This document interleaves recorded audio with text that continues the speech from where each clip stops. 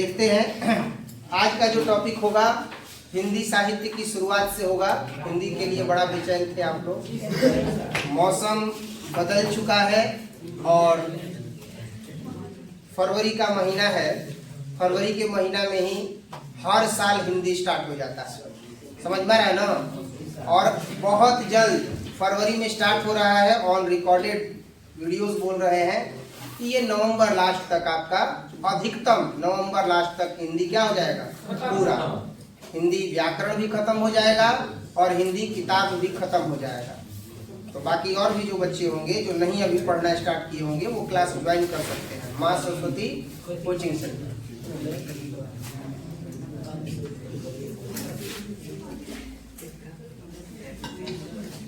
हिंदी का जो काव्य खंड हम पढ़ाएंगे दावा देकर के कह सकते हैं, चुनौती देकर के कह रहे हैं कि अखौरी फुलगोला को छोड़ दीजिए, जितना यूट्यूब पर पढ़ाने वाले टीचर लोग हैं उनसे बेहतर काव्य खंड पढ़ाएंगे। आपने एक बार देखा था ना, काव्य खंड का एक कविता सुना था ना, तो दावा देकर के एकदम कह रहे हैं ताल ठोक करके कि पूरे यूट्यूब पर जितने लोग हिंदी पढ़ा रहे हैं उनसे बेहतर हिंदी पढ़ाएंगे। किसमें? माँ सरस्वती कोचिंग सेंटर। समझ में आ रहा है ना। बाकी जो लाभ लेना चाहते हैं वो हिंदी लिटरेचर का क्लास कभी मिस नहीं करेंगे। जो आप अभी पढ़िएगा ये गद्य खंड है और गद्य खंड का पहला अध्याय हम लोग पढ़ रहे हैं बातचीत। जीवन में बातचीत का बड़ा महत्व है, ध्यान से सुनिएगा। बातचीत आवश्यक इसलिए है ताकि दो दिलों के बीच में जो खटास है, जो मन में धुआं है, जो मन में मैल है एक दूसरे के प्रति, वह बातचीत के जरिए ही हल हो सकती है। अगर व्यक्ति बातचीत न करे तो छोटी छोटी बातों पर हुई नाराजगी व्यक्ति को आजीवन तक एक दूसरे से न बोलने के लिए प्रेरित कर सकती है। मर जाएंगे लेकिन किसी से बोलेंगे नहीं। लेकिन बातचीत एक ऐसा जरिया है, माध्यम है, जिससे मन का सारा मवाद क्या हो जाता है, दूर हो जाता है। बातचीत बड़ा सलीके से किया जाता है, सबके पास बातचीत करने का गुण नहीं होता है, समझ में आ रहा है ना। और सबके पास बातों को समझने का भी धैर्य नहीं होता है, ना ही सूझबूझ होता है। इन सभी बिंदुओं पर चर्चा करेंगे, लेकिन वो चर्चाएं किसके आवाज में होंगी? तो बाल कृष्ण भट्ट जी के आवाज में होंगी। बाल कृष्ण भट्ट जी का जो जन्म है वह 23 जून 1844 ईस्वी को हुआ। कब हुआ है? 23 जून 1844। अब 23 जून 1844 ईस्वी को इनका जन्म हुआ है और इनका जो निवास स्थान है वह उत्तर प्रदेश के इलाहाबाद जिले का, अर्थात उत्तर प्रदेश के इलाहाबाद में इनका जन्म कब हुआ है? तो 23 जून 1844 ईस्वी को हुआ है। इनकी माता जी का नाम पार्वती देवी, इनकी माता जी का नाम पार्वती और पिता का नाम बेनी प्रसाद भट्ट।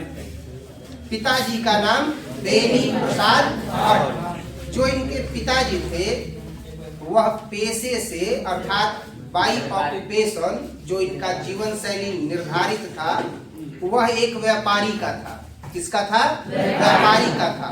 और जो माता जी थी वह एक सुसंस्कृत सभ्य महिला थी। इना की जींस पहन के या इंस्टाग्राम पर नाचने वाली महिला है, बहुत सुसंस्कृत सुसभ्य महिला थी। बाल कृष्ण भट्ट के मन के अध्ययन की जो रुचि है वह किसके कारण हुई? तो बाल कृष्ण भट्ट के मन के अध्ययन की रुचि एवं लालसा किसके कारण जागृत हुई? तो इनकी माता जी के कारण जागृत हुई। इनकी माता जी का नाम पार्वती देवी है और पार्वती देवी एक सुसभ्य सुसंस्कृत महिला थी, अर्थात सभ्यता और संस्कृति में बंधी हुई एक बेहतर महिला थी। और वहीं बच्चे को पढ़ाई के प्रति जागृत की, व्यवसाय के प्रति जागृत नहीं की। समझ में आया या नहीं आया? साथ ही साथ जब इनकी शिक्षा का प्रारंभ हुआ तो इन्होंने सबसे पहले प्रारंभ में संस्कृत पढ़ना प्रारंभ किया, संस्कृत का अध्ययन करना प्रारंभ किया और 1867 में प्रयाग के मिशन स्कूल से एंट्रेंस की भी परीक्षा दी और 1869 से 1875 तक प्रयाग के मिशन स्कूल में ही इन्होंने अध्यापन का कार्य किया है, अर्थात इन्होंने पढ़ाने का भी कार्य किया है। साथ ही साथ 1885 ईस्वी में प्रयाग के CAV स्कूल में संस्कृत का इन्होंने अध्यापन किया है और 1888 में प्रयाग की कायस्थ पाठशाला इंटर कॉलेज में भी यह अध्यापक के रूप में नियुक्त हुए हैं। किंतु उग्र स्वभाव के कारण इनको यह नौकरी क्या करनी पड़ी, छोड़नी पड़ी। उग्र स्वभाव के कारण इनको यह नौकरी छोड़नी पड़ी। उग्र स्वभाव का मतलब होता है क्रोधी व्यक्ति, एकदम जो है वह तुरंत क्रोध में आ जाता है, तो क्रोध पर नियंत्रण भी आवश्यक है। हमको ये बहुत देर से पता चला कि कुछ लोग मेरे क्रोध का लाभ उठा रहे हैं। जैसे ही सत्र प्रारंभ होता था तो कुछ न कुछ ऐसी चीजें कर देते थे कि हम आवेग में आवेश में आकर के एकदम बेधड़क आकर के तुरंत बोल करके और उसको फेसबुक पर डाल देते थे। तो वो लोग क्या करते थे कि वो फेसबुक वाला लाइव होगा माइक निकाल करके या क्लास में दिखाते थे, अपने ग्रुप में भेजा करते थे कि देखिए ना हमको ऐसे बोला जा रहा है, अपना कर्म कांड छुपा देते थे। बहुत सारी चीजें हैं, उन पर चर्चा नहीं करना है, लेकिन एक प्रण लीजिए कि हमको अब क्रोध नहीं करना है। अब केहू कतनो गरिया वेला ओकरा बाद हम तनकियो कुछ ना बोले, माने केहू इहो कह देला हम हेजा पढ़ावत तनी हमर बियाह हो गइल बा, केहू कह दी कि धीरज मास्टर एगो लड़की लेके भाग गइल बा, आज हम लड़की के पढ़ावत रहे उहे लड़किया ही, तब वो हम कुछ बोले नहीं ना ओकर वीडियो बनाई कि ना हो हम नहीं भागल, हम बोले पावत तनी, हम पढ़ावत तनी, कुछ ना। अब पहले क्या करत रहनी फलनवा हमरा के ऐसे कलस कि बहुत गलती चीज बाटे, हम तो बोले पावत तनी, हम तो पढ़ावते बानी। तो उग्र स्वभाव में हम क्या कर देंगे, उल्टा भी तो बोल देंगे कि कैसे उसकी हिम्मत हो गई, नाम रख देते थे कि वो ऐसे बोल देगा, तो इसका लाभ वो उठा लेते थे। अब पूरा जन समूह है तो जन समूह को दिखा देते थे हम तो कुछ बोले भी नहीं है, और बिना बोले ले अगला गई क्लास में कुछ ना बोल, लेकिन पढ़ौला के बाद ये बोला तो कुछ आदमी बा, कोनो गांव में कोनो आदमी बा, ओकरा ले उल्टा बोल रहा, बात हमरा कहीं आ गई, तो लड़का थोड़े जानता। तो इस तरीके से उग्र स्वभाव के कारण वो उसका लाभ उठाते थे। अब बच्चों को चाहिए क्या, यही तो चाहिए। आज के समय में बच्चा इंटरटेनमेंट ढूंढता है कि 2 मास्टर भीड़स जा तो हम के बैठ के बजा लिए समझ में आ रहा है कि नहीं। अब तुरंत समझ में आ गया उग्र स्वभाव पर क्या हो गया, नियंत्रण हो गया। क्रोध विनाश का कारण है, बहुत देर से समझ में आया। अब पहले लगता था कि सच बात है तो कहने में आज कैसा कह देते थे, अब लगता है कि केहू कुछ कहता ओकरा से कोनो मतलब नहीं, चुपचाप अपन काम करो, खाली पढ़ाओ। तो बताओ ये निर्णय अच्छा है कि गलत है? अच्छा है। जो बच्चा यहाँ क्लास में आता है वो ये सुनने के लिए आता है कि धीरज सर को कौन परेशान कर रहे हैं, वो पढ़ने आता है। तो ऐसा ही उग्र स्वभाव इनका था, तो उग्र स्वभाव के चलते इनका नौकरी गया कि नहीं गया। मेरा उग्र स्वभाव होगा तो संस्थान चला जाएगा कि नहीं चला जाएगा। अब तुरंत इस पर नियंत्रण समझ में आया, कंट्रोल हो गया। आपसे भी आग्रह है कि कभी भी क्रोध न करें। केहू क्रोध में बात बड़ा आराम से बतियाओ, ओकरा से समस्या के समझ के बहुत सलीके से ओकर हल निकालना, काम खत्म। जैसा कि बालकृष्ण भट्ट के बारे में पढ़ रहे थे कि उग्र स्वभाव के कारण इनका भी क्या हो गया, जॉब छूट गया। ध्यान से सुनिएगा, जब जॉब छूट गया तो क्या हुआ भाई, नौकरी छूट गया, इनका नौकरी छोड़नी पड़ी और उसके बाद से यह लेखन कार्य पर ही क्या हो गए, निर्भर हो गए। पिताजी के जब निधन की स्थिति आई, अर्थात पिताजी का जब निधन हो गया तो निधन के उपरांत पैतृक व्यापार संभालने के नाम पर घर में खूब कलह होने लगा। कोनो गार्जियन है, संयुक्त परिवार है, जैसे ही डेथ कर जाते हैं खूब विवाद होता है बंटवारा को लेकर के, होता है कि नहीं होता है? वैसे ही बालकृष्ण भट्ट जी के भी परिवार में खूब विवाद होने लगा पैतृक सत्ता को लेकर के। कौन है?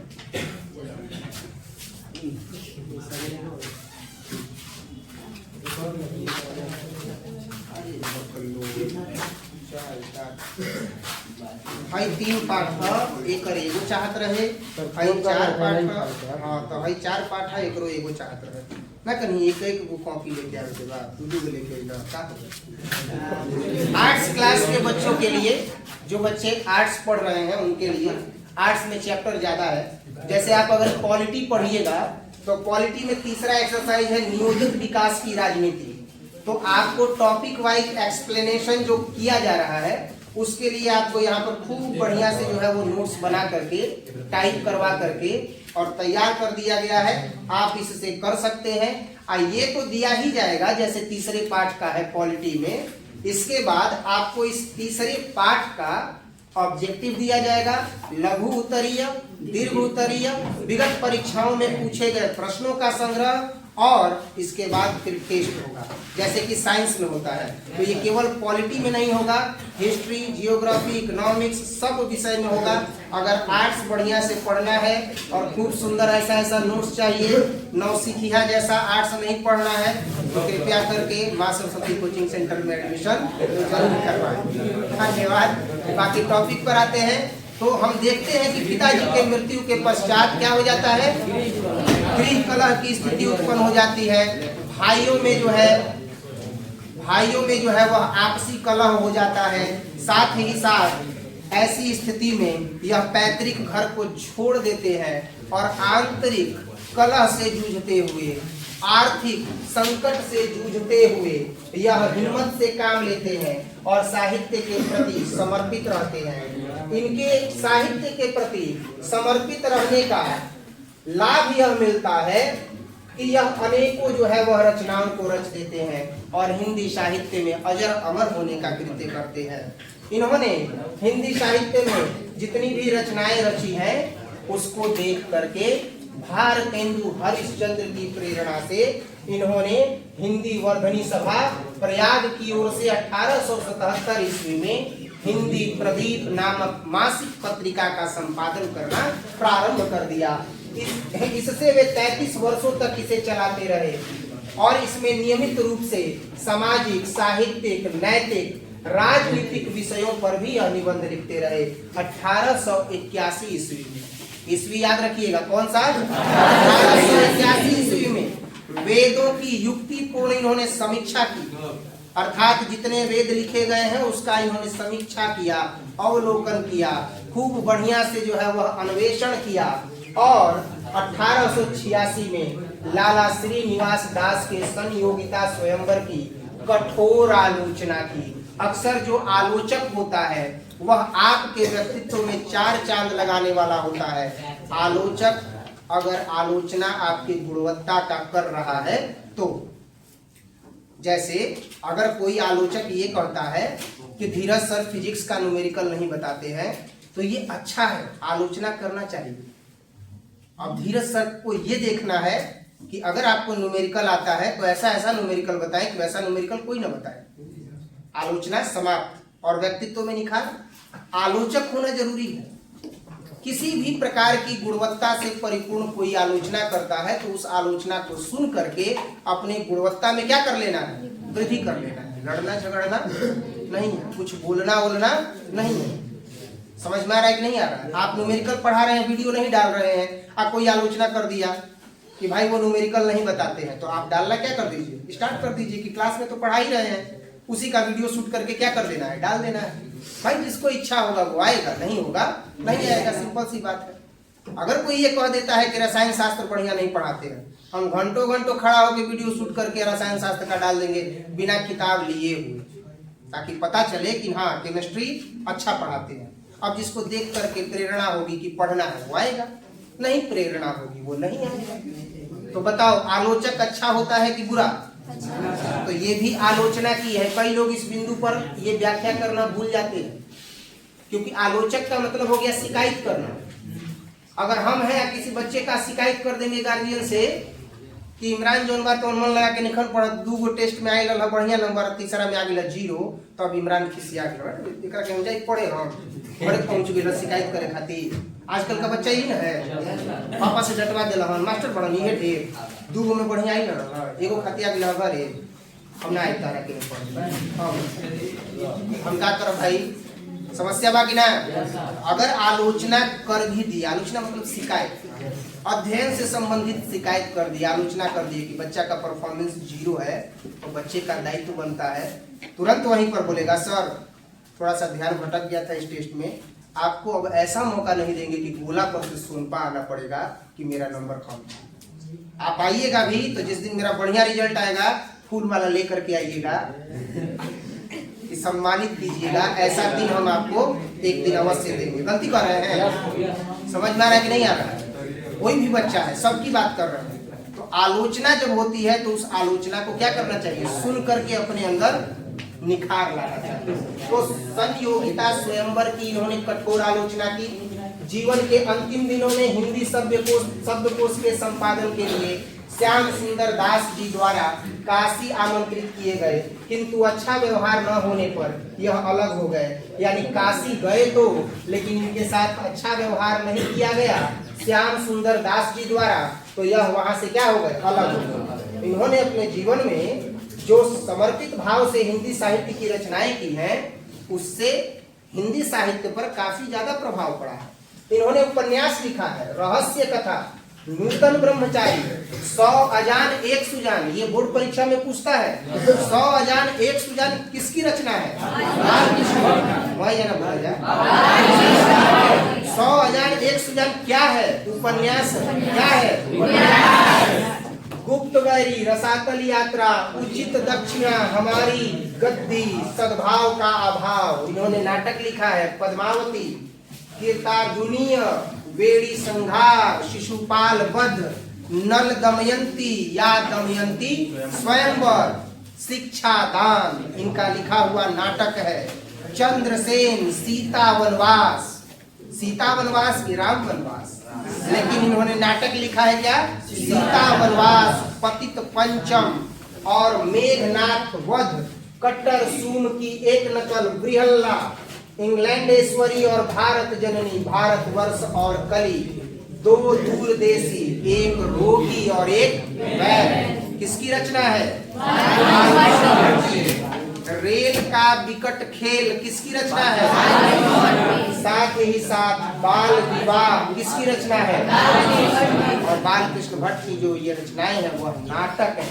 क्या है? उन्होंने उपन्यास भी लिखा है, नाटक भी लिखा है, अब प्रहसन लिखा है। भैया प्रहसन क्या होता है? कई लोग बता ही नहीं पाते हैं कि प्रहसन क्या होता है, कोई बताएगा? प्रहसन जैसे इन्होंने लिखा है, जैसा काम वैसा परिणाम, यथार्थ चीजों को लिख देना बहुत ही कम शब्दों में प्रहसन कहलाता है, जैसा काम वैसा परिणाम। साथ ही साथ नई रोशनी का विष, आभार, विडंबन आदि इनकी रचनाएं हैं। 1000 से अधिक के आसपास इन्होंने निबंध लिखा है, जिनमें 100 से ऊपर बहुत ही महत्वपूर्ण रचनाएं हैं।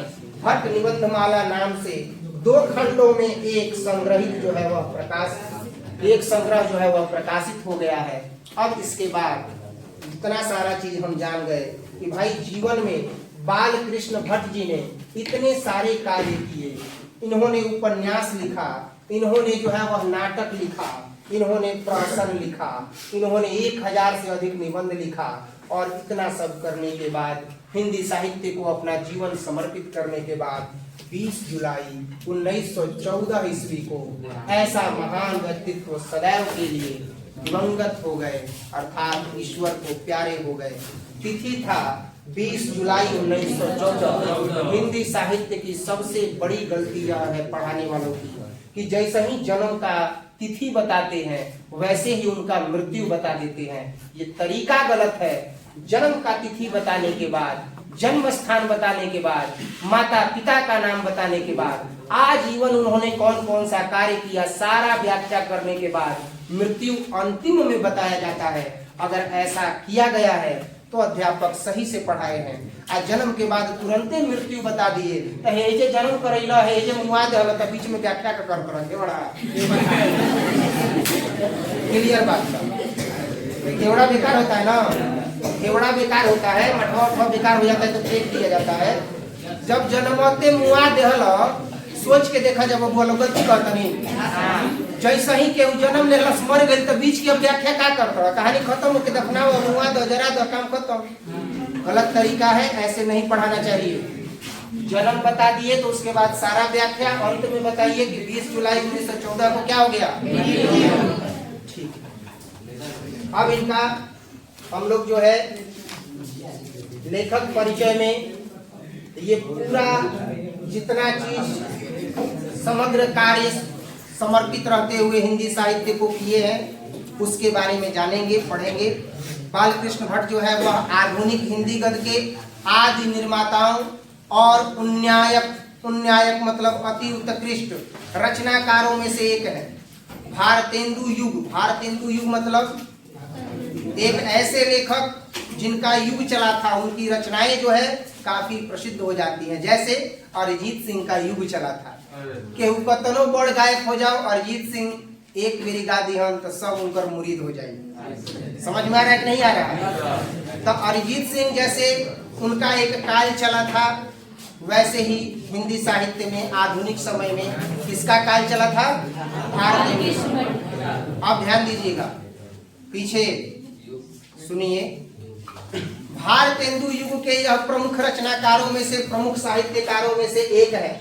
यह हिंदी के प्रारंभिक युग के प्रमुख और महान पत्रकार रहे हैं, निबंधकार रहे हैं और हिंदी की आधुनिक आलोचना के प्रवर्तकों में अग्रणी रहे हैं। उन्होंने हिंदी साहित्य को अपने प्रतिभाशाली, जनधर्मी व्यक्तित्व और लेखन से एक नए धरातल को, एक नए दिशा को और एक नए रंग रूप को दिया। अर्थात हिंदी साहित्य के प्रति समर्पित होते हुए बालकृष्ण भट्ट ने अपना संपूर्ण जीवन तो समर्पित किया, लेकिन हिंदी साहित्य को अलग अलग दिशा प्रदान की, अलग अलग धरातल प्रदान किए, अलग अलग दिशा, अलग अलग धरातल के साथ साथ नया रूप, नया रंग और नया मानस दिया। ठीक है, कोई दिक्कत? नया रूप, नया रंग और नया मानक देने का क्या मतलब हुआ? हिंदी साहित्य में अलग अलग पदों की रचनाएं की। जहाँ सब कहते हैं राम वनवास, वहाँ इन्होंने नाटक लिख दिया सीता वनवास। मतलब पुरुष की प्रधानता को वहाँ पीछे किया और स्त्री को क्या कर दिया? आगे कर दिया कि भाई रामे वन को नहीं गए थे, सीता भी वन को गई थी। इन्होंने नाटक लिख दिया, क्या? सीता वनवास। तो एक नया आयाम दिया कि नहीं दिया? एक नया दिशा दिया कि नहीं दिया?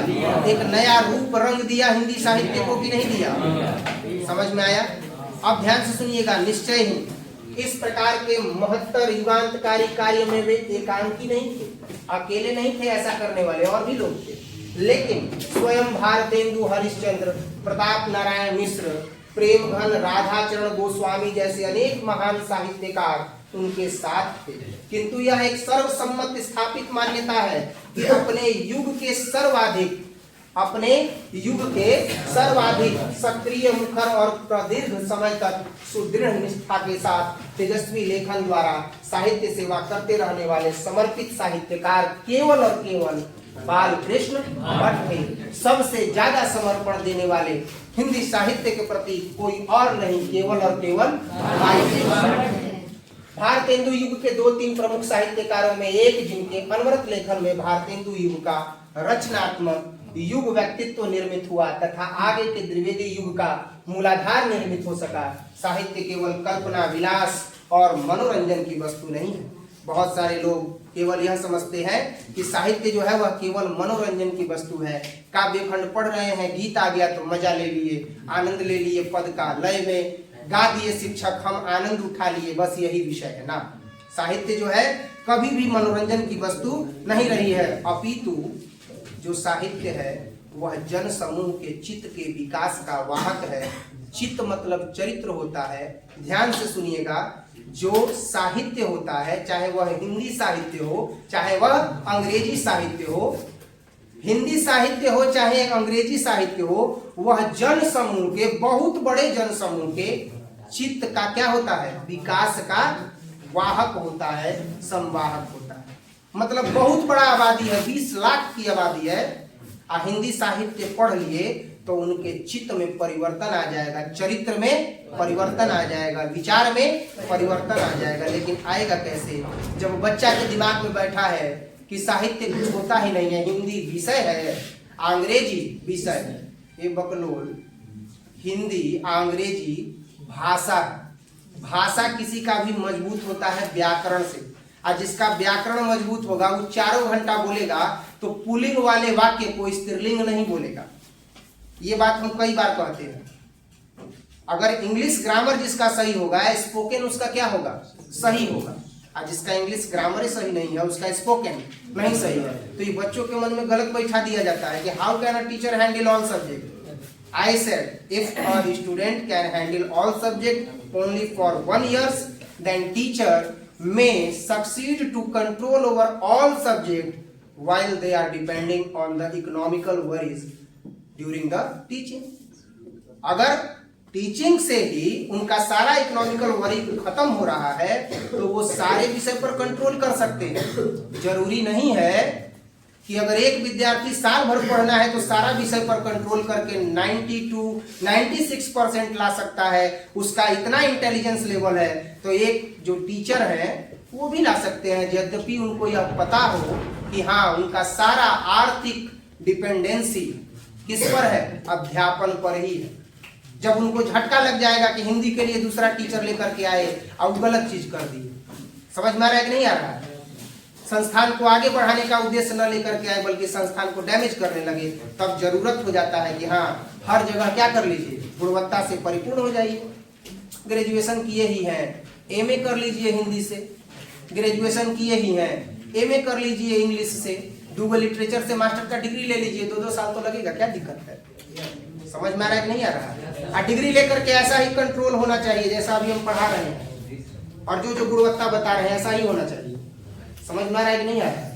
तो इन्होंने जितना भी अपना जीवन समर्पित किया, उस जीवन समर्पण के पश्चात इन्होंने एक अलग जो है वह क्या किया, अपना पहचान बनाया और बताया सबको कि जो साहित्य है वह जन समूह के चित्त के विकास का क्या है, संवाहक है, और जन संस्कृति के विकास प्रवाह का मूर्त वांग्मय उपादान है, जो गहन लोक संप्रकृति की उपजता से दिशा पाता है। यह बोधपूर्ण प्रधान मान्यता भारतेंदु युग के साहित्य से ही बनती है और इसके दृष्टाओं में बालकृष्ण भट्ट प्रमुख है। अर्थात भारतेंदु युग में अगर सबसे ज्यादा कोई प्रभावी है तो वो कौन है, बालकृष्ण भट्ट है। किसकी बदौलत, अपनी रचनाओं के बदौलत, अपनी योग्यताओं के बदौलत। जैसे हरिपुर गोला पर जब कभी भी इंटरमीडिएट का नाम आता है पढ़ाने वालों में तो तुरंत उसमें धीरजो सर का नाम आ जाता है। गूगल से पूछिए तो तुरंत गूगलो बता देता है। भले बच्चा जानता है या नहीं जानता है लेकिन गूगल बता देता है कि गोला पर टॉप में के बा। कैसे बता देता है, क्योंकि हम जो वीडियो डालते हैं उसका अवलोकन करता है, उसकी पारदर्शिता को परखता है और बताता है। अब एक बार देखिएगा तो वीडियोस में आपको मैंने दिखाया था जिसमें बताया था कि देहाती भाषा में विषय वस्तु को समझाना। भले बता रहे हैं किसमें, हिंदी में, लेकिन कोई कठिन आ गया तो किसमें घुस जाते हैं, भोजपुरी में। तो भोजपुरी में से जैसे ही उन कठिन शब्दों का कंक्लूजन निकालते हैं तो कुछ बच्चों का क्या हो जाता है, निराकरण हो जाता है उस विषय वस्तु से। हाँ, वह समझ जाते हैं कि वो मूल तथ्य किसके इर्द गिर्द घूम रहा है। अब यहाँ पर हम देखते हैं कि भले युग किसका है, भारतेंदु युग है, लेकिन स्थान किसका है, बालकृष्ण भट्ट का है। इसीलिए योग्यता बढ़ानी चाहिए। योग्यता अगर आपकी बढ़ेगी तो निश्चित तौर पर आपका भी स्थान होगा। समझ में आ रहा है ना। तो आधुनिक हिंदी व्याकरण, आधुनिक हिंदी नवजागरण और राष्ट्रीय आंदोलन के दौर में नए सिरे से अपनी भाषा और साहित्य की मौलिक लोकवादी प्रकृति एवं जातीय निष्ठा की पहचान करते हुए तदनुरूप दिशा और प्रवाह देने का कार्य जिन महान लेखकों ने अपनी रचनात्मक गतिविधियों के द्वारा संपन्न किया है उनमें भट्ट जी विशेष रूप से क्या है, अस्मरणीय है। यानी जब कभी भी हिंदी साहित्य की हम लोग चर्चा करते हैं, हिंदी निबंध की चर्चा करते हैं, नाट्य रचनाओं की चर्चा करते हैं, उपन्यासों की चर्चा करते हैं, तो उन सभी रचनाओं में अग्रणी नाम किसका आता है, बालकृष्ण भट्ट का। तो सोच के देखिए कि बालकृष्ण भट्ट का नाम आए क्यों नहीं। पिता की मृत्यु के बाद क्या इनकी माली हालत, आर्थिक स्थिति सही थी, लेकिन क्या इन्होंने अपना लेखन कार्य छोड़ दिया, हर संकट में भी अपना कर्तव्य पथ त्यागा नहीं। इसीलिए दिनकर जी की एक लाइन है जो हमेशा हारे हुए व्यक्ति को बल देती है। क्या?